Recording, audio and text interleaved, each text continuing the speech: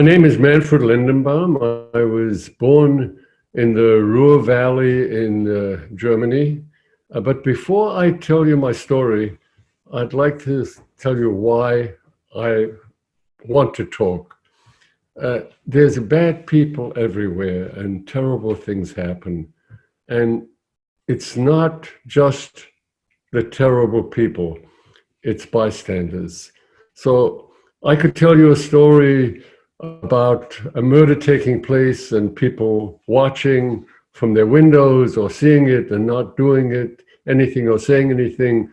Or I could tell you about a school where 100 kids were coming out, getting ready to get on their buses, and there's 100 kids out there, and two kids came and dragged one kid off to the side where there's some woods, and they start beating him. 20 kids stand there and watch, and the rest of them turn away in disgust, and the kid who gets beaten ends up in the hospital. So the question is, who's responsible? Is it just the two kids who were doing the beating? Nobody said anything. And I don't expect anybody to run in and put themselves in danger, but nobody said a word. The people that watched didn't say anything. The ones that turned away in disgust didn't say anything. And when I look at it, and I could ask you the question, who's responsible? I would say that all those kids who didn't say anything, didn't do anything, they were responsible for that kid going into the hospital. And bystanders, to my opinion, are responsible for bad things that happen. About 1908, that's a long time ago, my grandfather and his family were having a hard time in Belarus in East Europe, and they were looking for a safe haven, someplace where they would be welcomed. And they found a place like this. They moved to Hanover, Germany, and they were welcomed.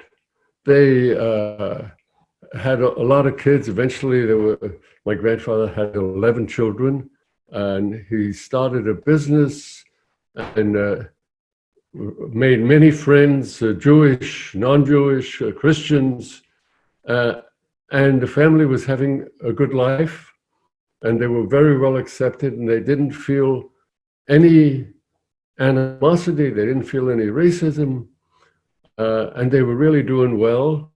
And then a Great Depression came all over the world.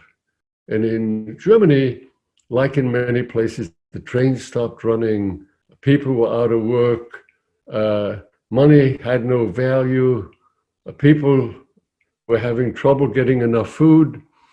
And a party came along and said, we are going to make Germany great again.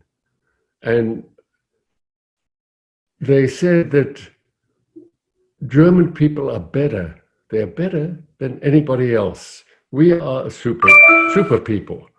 And we have to start being proud of who we are and not on the others. We don't need people with disabilities we don't need communists, we don't need this group, we don't need that group. We've got to get rid of the Jews. And my family's friends, my father in the meantime had moved to Unna, a small town where also we were very, very well accepted. I remember myself at 5 years, and what I remember is that my sister, who was, a teenager, and we lived in a small apartment above our store. And I remember that the place was always buzzing with her friends. And most of her friends were not Jewish. I think there were only 3 Jewish kids in her class of, I think it was about 40. And we were having a good life. And most of our friends were not Jewish, because we didn't have a large Jewish community.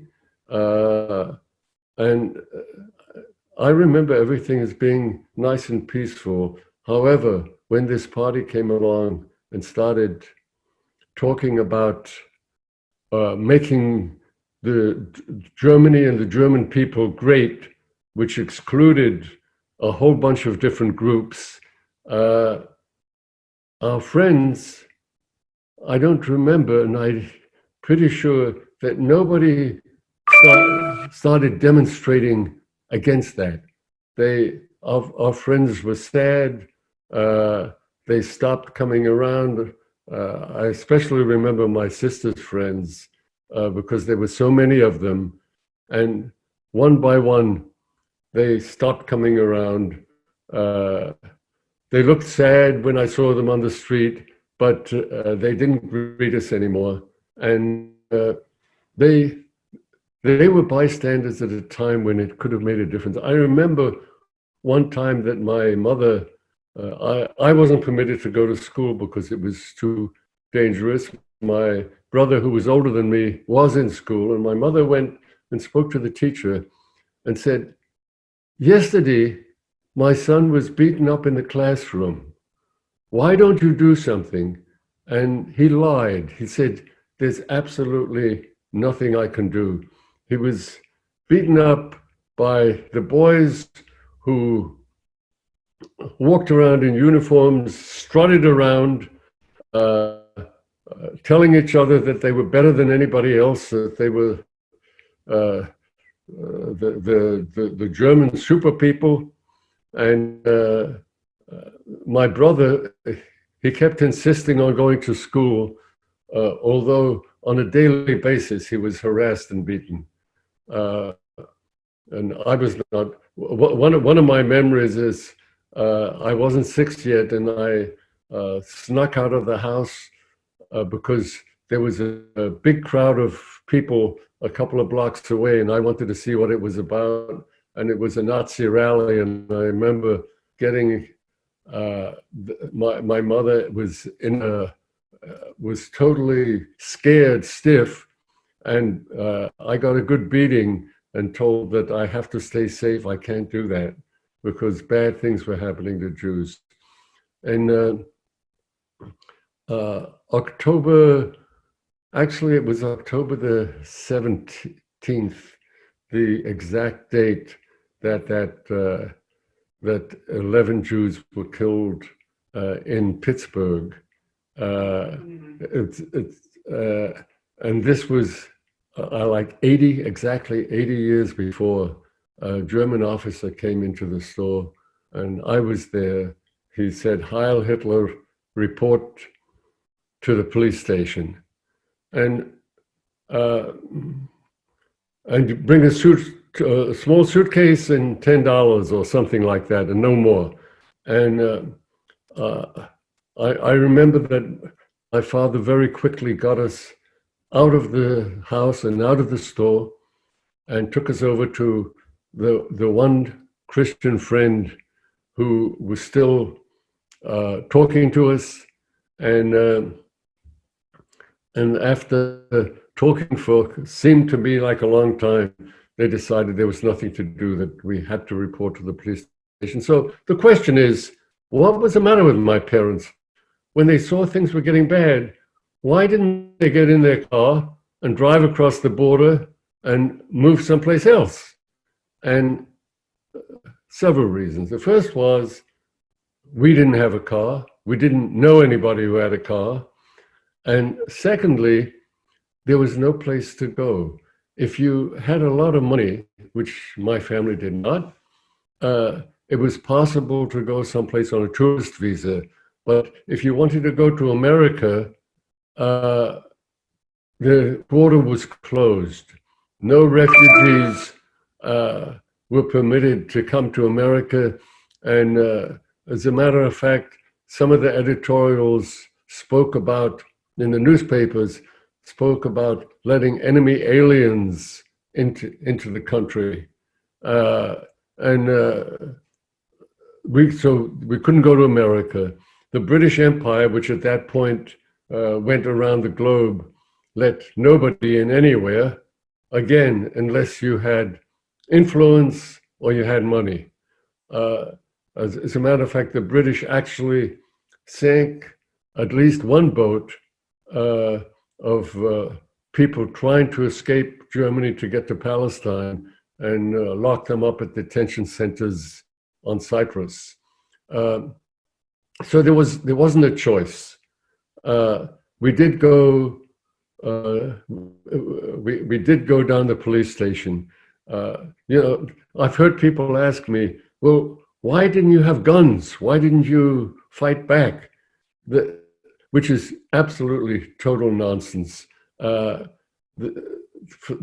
idea that a group of Jews could go up against the German army and the German military and the German police is utterly total nonsense.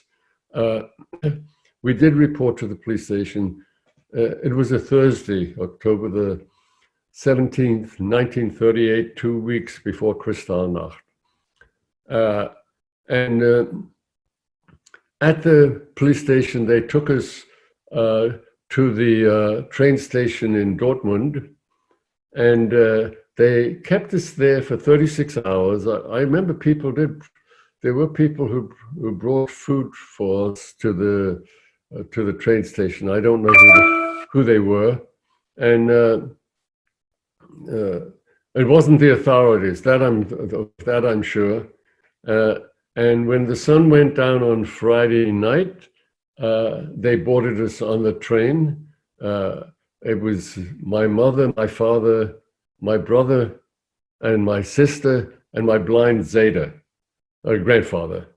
And one of my beautiful memories is my grandfather singing and starting the Friday night services. He was an Orthodox Jew, and I feel that seeing as I looked at the history of when we were picked up and when we were put on the train and why we were held there till it was probably some idiot figuring to heap one more indignity on people who were observant Jews. When the train got us to the border the next day, and it was a town called Benchen. They had us get off the train, and the Polish guards, they chased us to the border. There were guards with dogs. There were people with guns, and when we got to the border, the Polish people on the border tried to keep us out, but we overwhelmed them because we were running. There were people like my blind grandfather who were disabled. There were people who could hardly walk, and we were in Poland in no man's land, in effect. And when we were there, we saw Polish peasants, farmers coming with horse and carts, and they said they were going to help us. And what they did was they took people's suitcases, loaded them on their wagons, and ran off with them, leaving most people with absolutely nothing. And we walked, I don't know how far it was a few miles, I think it was about 6 miles, 5-6 miles, to the closest town, which was called Spangen. And when we got there, now there was a total of 17,000 of us, not necessarily on my train, because the trains came from all over, but there was approximately, we were more than the local population. And when I went back and I looked at what happened, I have to admire the local population, because they didn't come out to help us. They didn't greet us and offer to take care of us. However, they didn't harass us. They let people sleep in the stables. They let people sleep in the streets. We managed to get into a burnt out mill. I think there were about 200 of us. We were on the fourth floor. There was no water, heat, or electric, but we did have shelter. And some of the people who had managed to bring money with them were able to rent places and were able to live decently.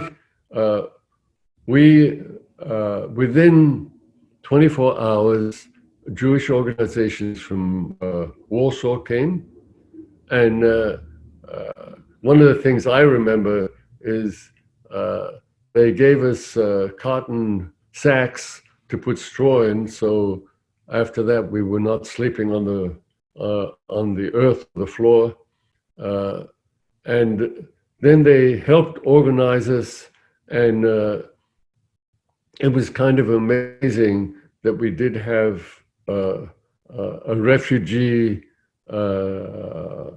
camp where people HIAS, the Hebrew Immigrant Aid Society, was there, and joined another Jewish organization. And for the next 10 months, we lived there. This was not by any means the worst time of my life.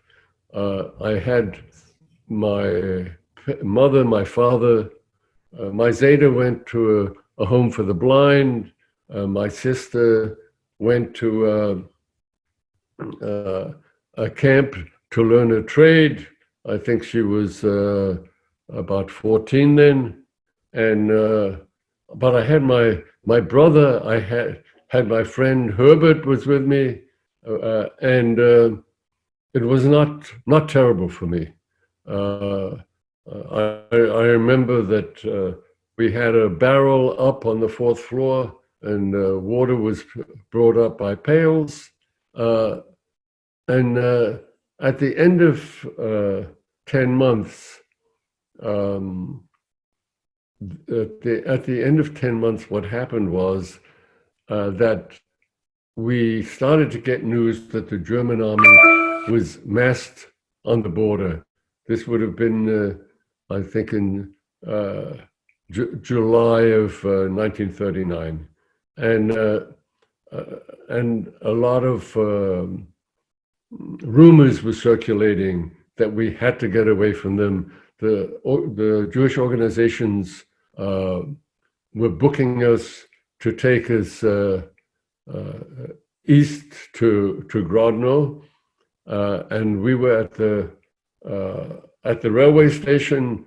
A large, very nervous group. To me, it seemed like there were thousands, and I was with my parents, and somebody was saying that if anybody is signed up for the Kindertransport, come over to me. And my parents, who somehow or the other had got me and my brother and sister signed up, took me and my brother over to him, and they immediately left and got on a train to head east. And this was probably the worst moment of this child's life, as my parents walked away and left me with this strange man with a bunch of other kids. My friend Herbert started to scream and cry, and his mom, who was a single mom, came over and kissed him and hugged him and took him with her. And much later, years later, I found out that they'd both been murdered at Auschwitz. And my parents, obviously, it must have been a very difficult thing for them to do, to leave us in the midst of chaos like that. And me as a 6-year-old, I had no idea, and it took me half of my life to realize what heroes they were. We wound our way across Poland. We stopped at, I think it was Otwock, where my sister was studying, and there we met. I saw my Zeta for the last time, my grandfather, and that was a beautiful memory. And I remember sleeping there in a real bed. Uh, uh, that's a memory which stuck in my head. And on at the end of September, we got to Danzig, and in Danzig, we were. My sister was with us, and the three of us were supposed to get onto a boat. And somebody made a decision saying that my sister was too old and she was not going on. Obviously, a decision by one person, because they were taking on other This was the Kindertransport. The Kindertransport was very interesting. Two congressmen tried to introduce it to save the lives of 20,000 Jewish kids and bring them to America, and they were unable to get it out of committee.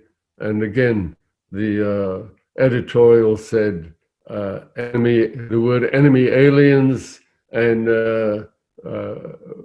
they couldn't get them in. Eventually, I think 1,100 of them did end up in upstate New York, but not Kindertransport. And I actually know some of them. So in England, the Quakers led a crusade together with the Jewish community to try to get England to accept 10,000. And by 1938, beginning of 1939, most of those had arrived in England. They had to guarantee that they would leave, that the war's over, and they had to have sponsorship, and there were a whole bunch of other requirements. But there were a lot of people who stepped up and made it happen. And the kids came from Czechoslovakia, Austria, Germany, and they were already settled. There was a whole organization. By the time we got there, the organization was more or less gone. So we were there, and when we got there, a Jewish family took my older brother away, and my anger was really building up. I was angry at my parents, and I was angry at the people who took my brother away. And I ended up with the first family, was able to tolerate me for 24 hours. I met them later, and they tried to apologize. They didn't need to, because it was me. I was so angry. I was impossible.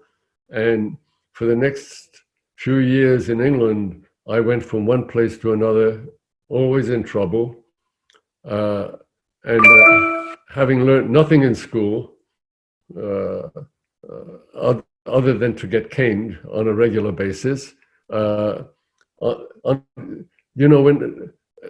I have to put this in, that England saved 10,000 children, and that was a thing of beauty, and I have nothing but respect for them. As I was making all this trouble and getting into trouble, and this anger continued, I did have people in Ely reach out to me. The vicar's wife, the minister from the church, I especially remember, and I remember a nurse, and they would have me visit them, and they made a huge difference in my life. And then I also remember the teacher. Here I was 10 years old, and I had learned nothing. I couldn't read, I couldn't write.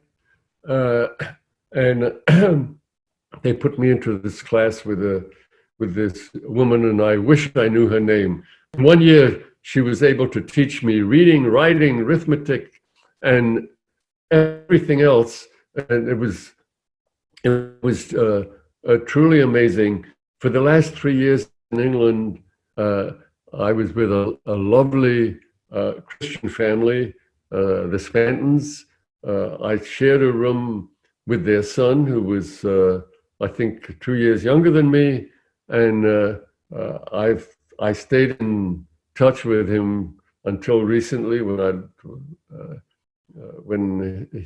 I lost touch with him, and we both agreed that in those 3 years we didn't have one fight, and uh, and the reason I like to tell that story is because it is so easy when you see somebody who's angry and upset, and if you reach out, you can make such a difference in somebody's life. And even when I finally got to the United States, one of my memories is on the first day, somebody came over to me and said, I just heard a little bit about you, and I want you to know that I'm going to be your friend until you make your own friends. And just saying that made all the difference. We can make such a big difference in people's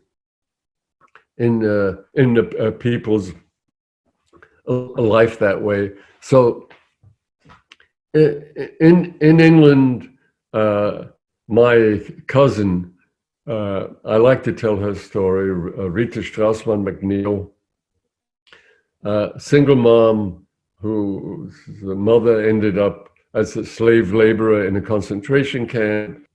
She got to England, was taken in by a family that wanted a daughter, and her mother managed to smuggle letters out, and she never got them because the woman didn't want to upset her. And when the woman died, they found the unopened letters in the attic. And so there was a lot of beautiful stories about how families had taken in kids and made a difference to them.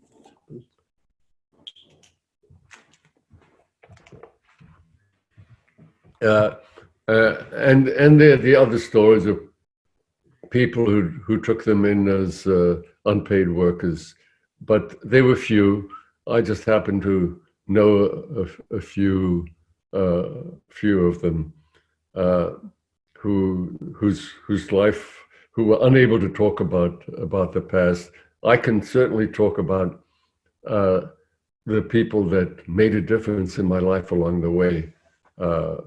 And one of the things in my life is that my mother, my father, and my sister, when she was about 15 years old, and my grandfather Zeta, they were all murdered.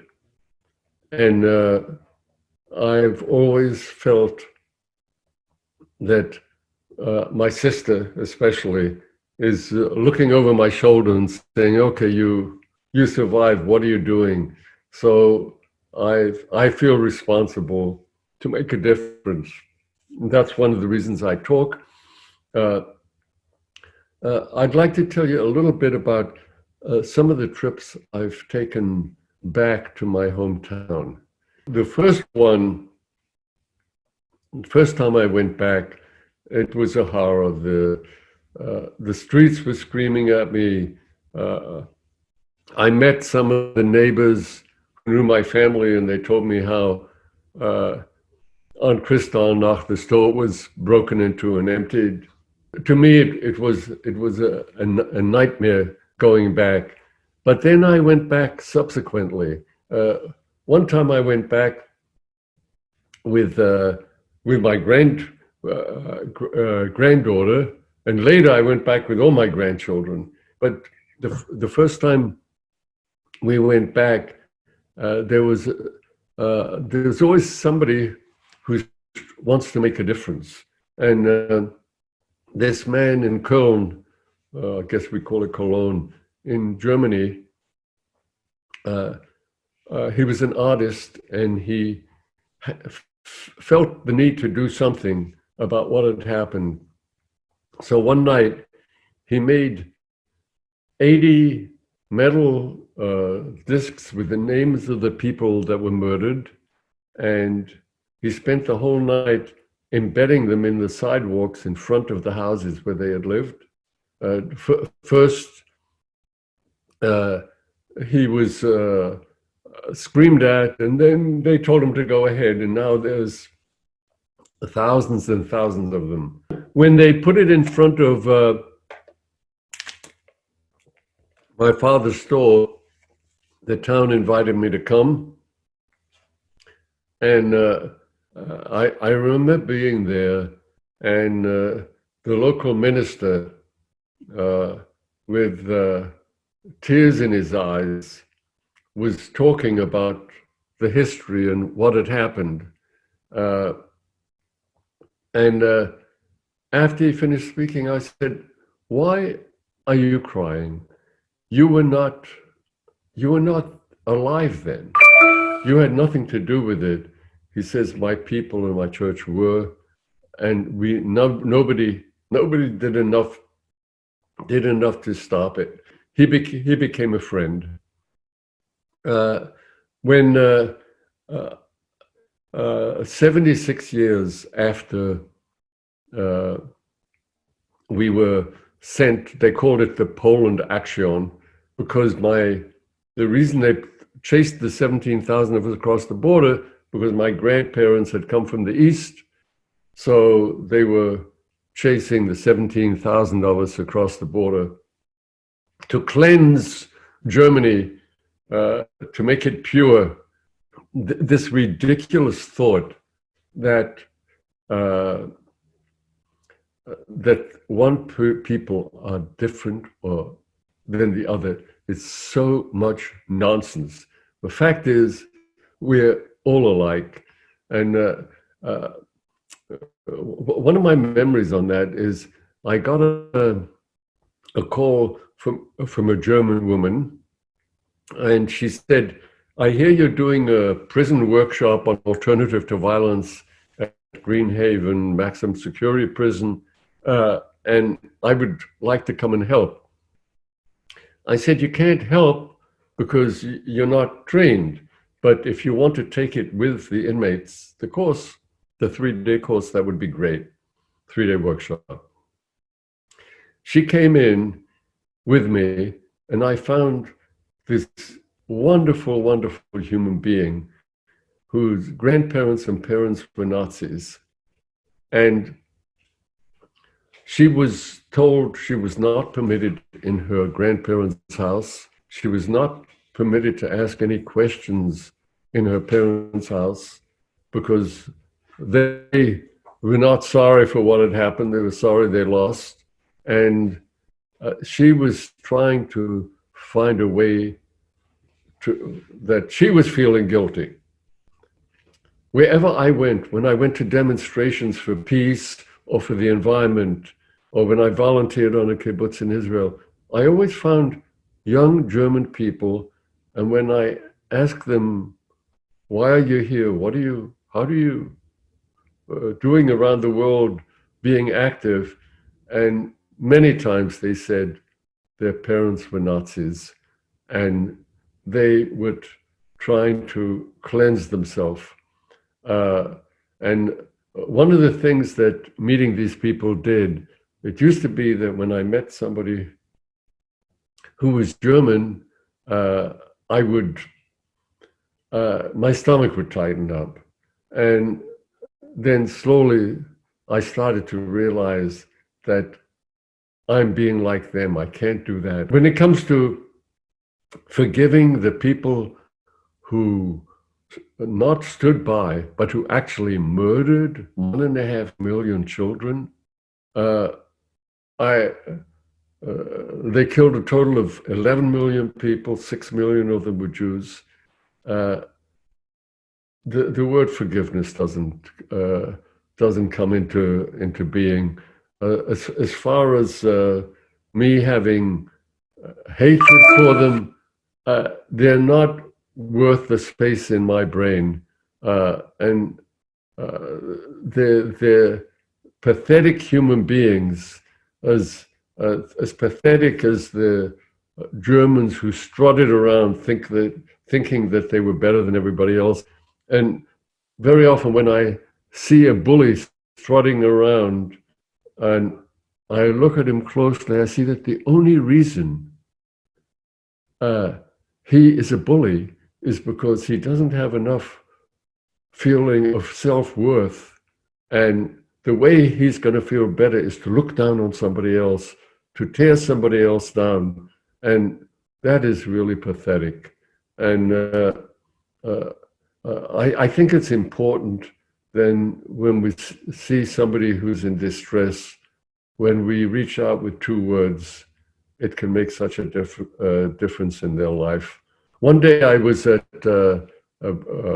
Change, the Holocaust Center, and I was speaking, and my daughter was speaking, my granddaughter was speaking, and I suddenly said, as I was listening to them, I said, I have to go back. And I did what I called Odyssey 76 because it was 76 years later. Originally, I had thought that I would retrace the steps where my family was murdered back to my hometown. And I thought I would do it all on a bicycle because I didn't want to use a train. It was going to be too much of a nightmare for me.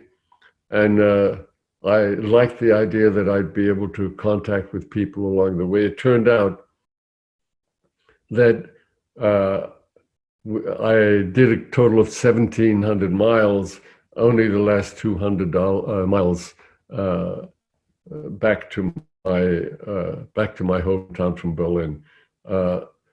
It was very, very meaningful for me. One of the things that that surprised me very pleasantly is I was constantly looking for racist and anti-Jewish sentiments along the way. And in 2 instances, one in Poland and one in Germany, I found them. But that's out of 28 days of this that this took. And I was able to go to services in Warsaw where my Zeta, my grandfather, had his last service. I was able to see where my mother had written within a letter through the Red Cross, which she was sent to Palestine. And I got 50 years later, where she was talking about the beauty of the sky, the beauty of the mountains.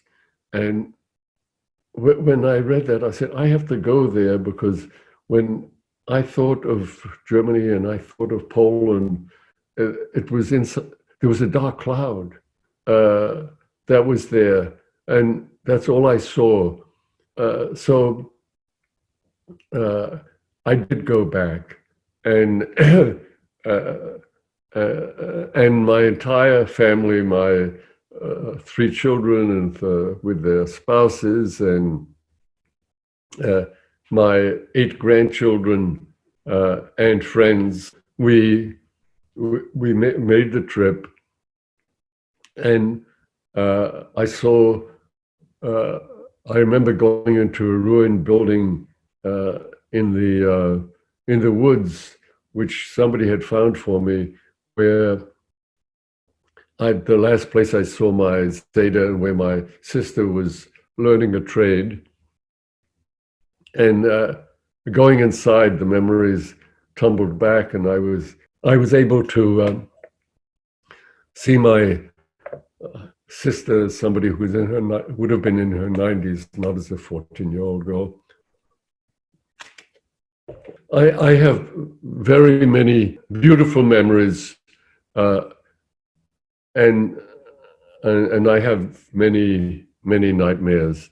I remember I was very proud of HIAS, the Jewish organization which helped me in 1938. They helped us in 1946 when we finally got to the United States. My brother spending 5 months in a hospital and me spending a week, and HIAS was there to help us, the same organization. And very proud to say that today they're helping refugees in 70 countries, including on the border with Mexico. And President Obama, knowing of me as a Holocaust survivor and somebody who was advocating for refugees, uh, invited me and my family to the White House to light the Hanukkah candles. And one of my most pleasant memories is I was telling Michelle Obama about the fact that I think of my sister every day, and that when I got the invitation, I felt emotional, and my granddaughter Simone called me up at that instant, and I told her I'm invited to the White House, and I'm looking at a picture of my sister, and thinking of her, and she calls me Zeta. She said, "Zeta, take the picture, make a copy, and take it with you to the White House so Ruth can be at the White House with you."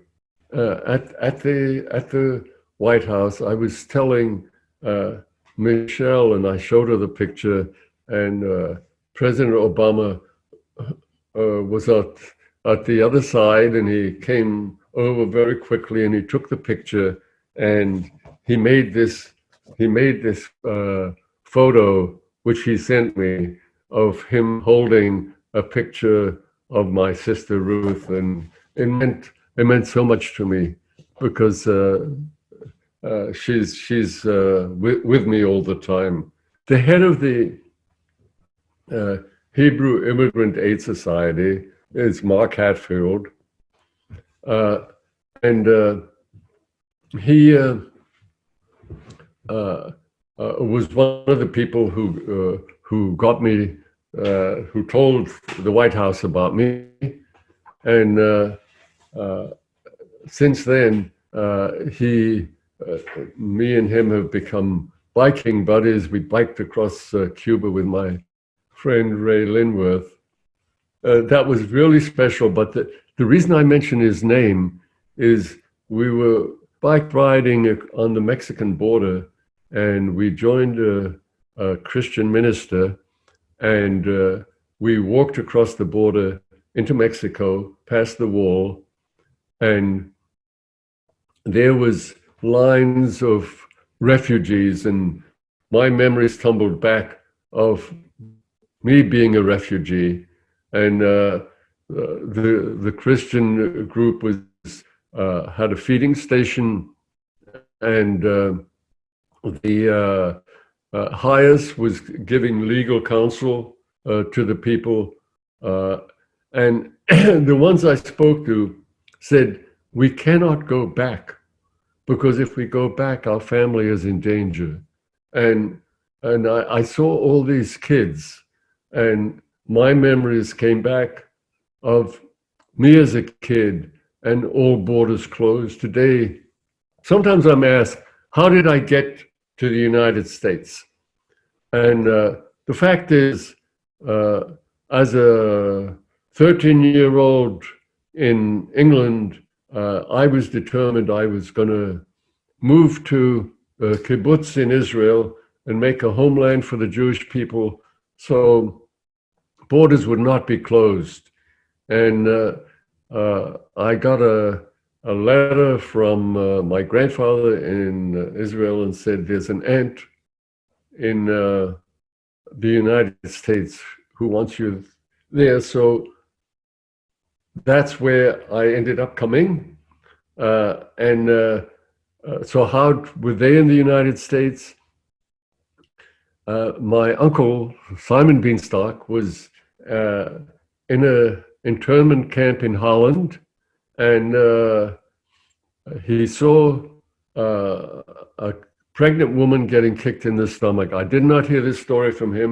I heard it from somebody who was present when this happened, and he had no control of his temper. He went over and he beat the guard, and they instantly beat him unconscious and tossed him on a train where he was going to be sent to be killed. And in Holland, it was very difficult to hide out because the survival rate for Jews in Holland was the worst in Europe. However, they did have an underground. They heard about him. They got him off the train.